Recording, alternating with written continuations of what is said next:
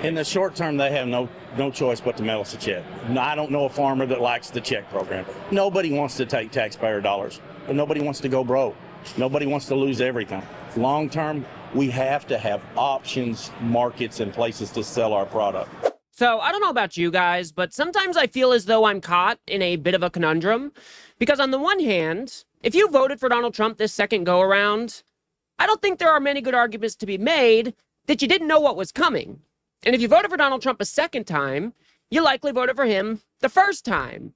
And Donald Trump's first term, it was an abject failure. So on the one hand, I feel like these MAGA voters should get exactly what they voted for. But then on the other hand, as somebody with empathy, as somebody with compassion, I do feel for people who might be getting devastated by Donald Trump's stupid decisions. But I'm kind of getting to a point now where I feel like these MAGA voters need to bear the consequences of their vote. Maybe these people do just need to fuck around and find out. And that kind of brings me to Arkansas. Because Arkansas is a state that voted for Donald Trump 64.2% in the 2024 elections. Kamala Harris, on the other hand, was only able to garner 33.5% of that vote. And I want everybody to kind of keep that in mind, because we now have farmers in Arkansas and even across the country who are now getting just absolutely brutalized by some of Donald Trump's policies. Now, of course, I'm not saying that every single farmer out there, of course, voted for Donald Trump. But if you live in Arkansas and you're a farmer, the probability that you voted for this guy is pretty good.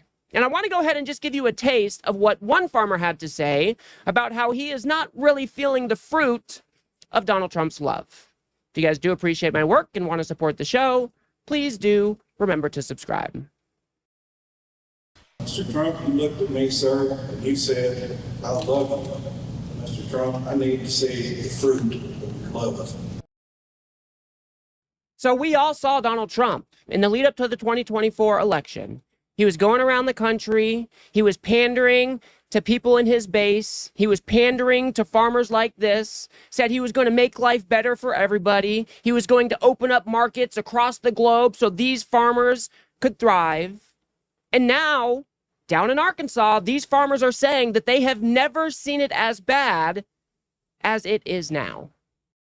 Among those farmers in attendance was a farmer in Woodruff County, Chris King. He told me this was his 39th harvest, and he has never seen it as bad as this. And I've never been as worried as I am now about whether or not my kids and grandkids will be able to carry on. For King, the main problem starts with the fact that they can't sell for profit. I just would like to see somebody help us get our markets back.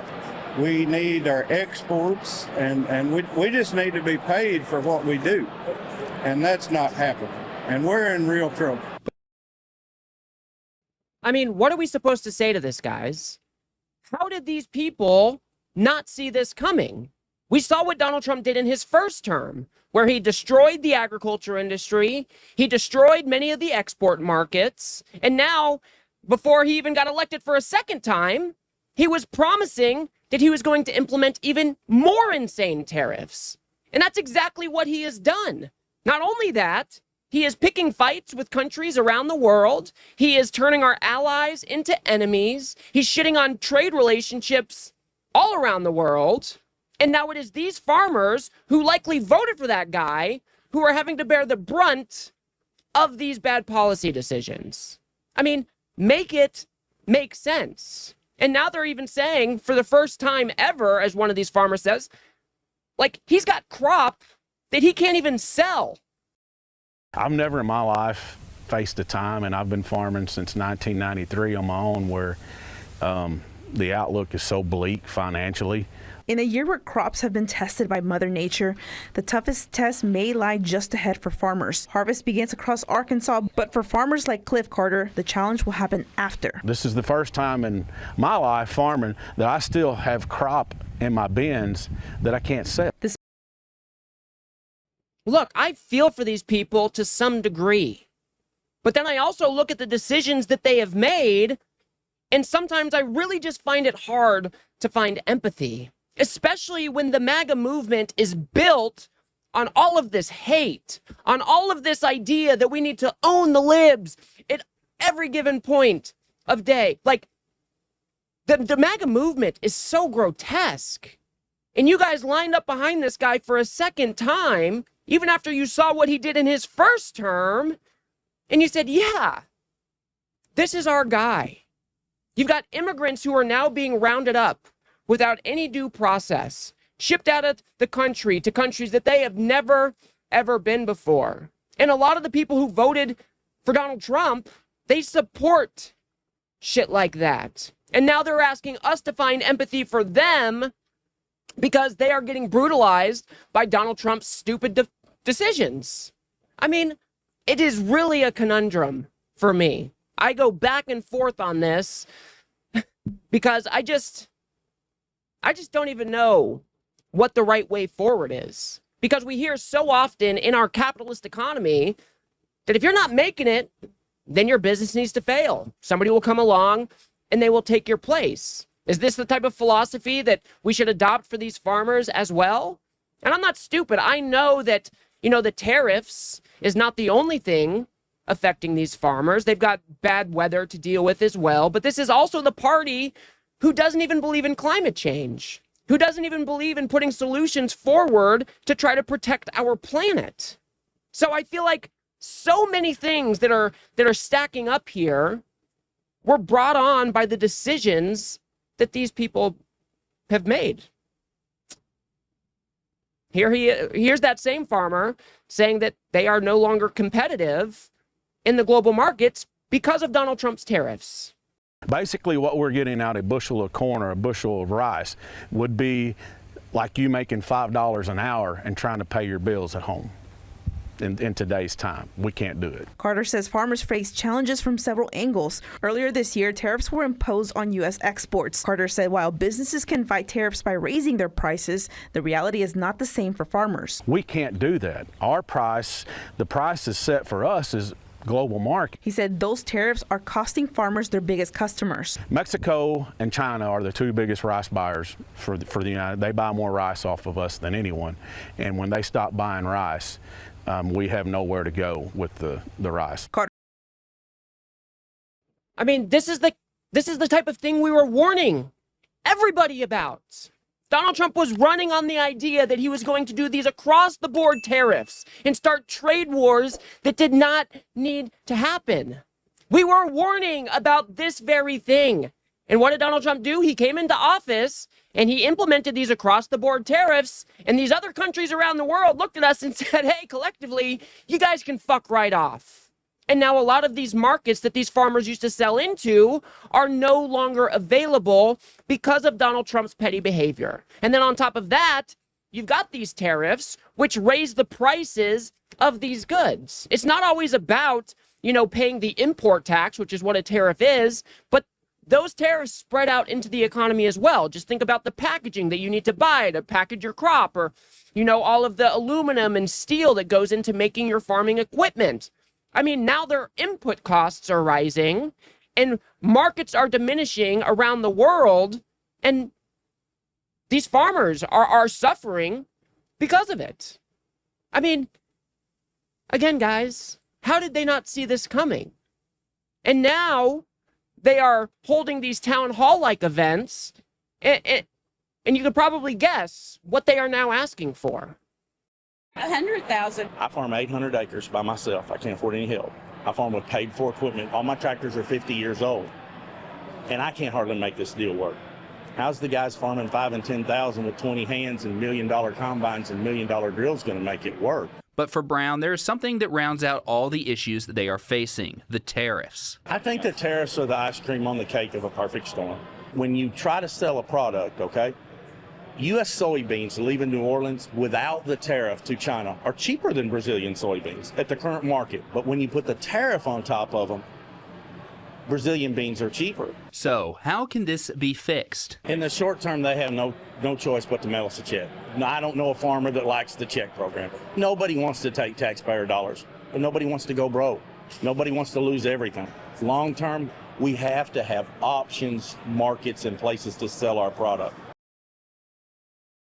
So now these farmers who voted for Donald Trump probably a second time are now asking the American taxpayer to bail them out because Donald Trump is making a whole slew of terrible decisions that is impacting their business. And like I said, I'm not stupid.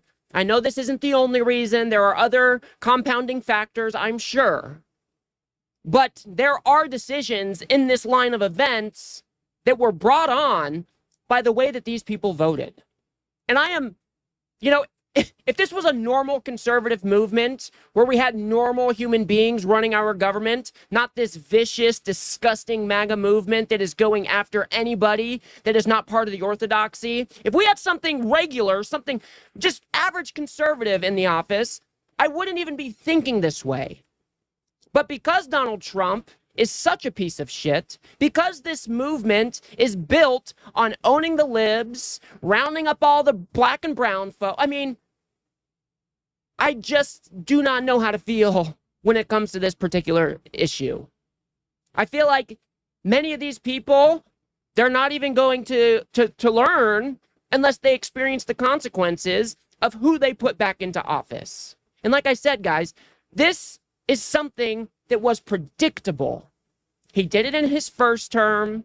He ran on it for his second term. And now that there are no regular Republicans in the Trump White House and he's surrounded himself with sycophants, it's like all of Donald Trump's bad decisions that we got from his first term, except now it's on steroids.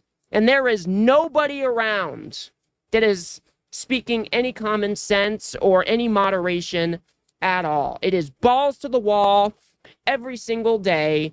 Donald Trump gets what Donald Trump wants. And even if it's at the detriment of the people who put him back into office, that's exactly what he is going to do. So I'm finding it very, very hard to find empathy for these people. I'm finding it very, very hard to go along with the idea that we should bail these people out again, even though we had to bail them out the first time, and then they voted again to put that asshole back into office. I'm finding it very, very hard. Now, I know a lot of people out there on social media trying to say, oh, well, you guys are just rooting for these. You're rooting against American farmers. But if I tell you not to punch me in the face, and then you come over and cold cock me, and then I beat the shit out of you, am I supposed to apologize that I beat the shit out of you? That's probably not a great one-to-one analogy, but you understand the point that I'm making here. I just want to know what you guys think. Like I said, I think this is a bit of a conundrum for me. I am normally a very empathetic and compassionate person. I do not want to see other humans suffering, especially when we're talking about the American people right here in this country. I like this country. I love this country. I am here to, work on behalf of the American people, but how are we supposed to move past something like the MAGA movement if they just continue to vote Donald Trump back in, even though it's at their very own detriment? So, like I said, guys, I want to know what you guys think. Is the fuck around and find out philosophy a bit too harsh? Is it a bit too brutal? Should we have more compassion for these farmers? Should we have more empathy for these farmers? Should we bail out as the American taxpayer? Should we have to bail out these farmers again? Or should these people, go out of business? I think it's estimated that a third of farmers could go out of business if something is not done pretty immediately. So, the stakes are pretty high here. But I want to know what you guys think. I'll leave it there for now. If you guys got anything out of this video, please do remember to smash that like button and subscribe. Maybe share with a friend or two. I'd very much appreciate that. We've got to build something here on the left that pushes back against this MAGA media machine that just sells all of these terrible ideas for the Trump administration day in and day out. So if you do like what I do here, please do remember to smash that subscribe button. Of course, that is free. If you guys want to go a step above and beyond that and help me produce these videos, you can become a member right here on YouTube for as little as $3 a month, or you can head over to politiscape.substack.com, where you can have my content delivered directly to your inbox every single day without the doom scrolling, without all of the algorithmic bullshit. So you can follow me over there as well. Otherwise, guys, I'll see you on the next one.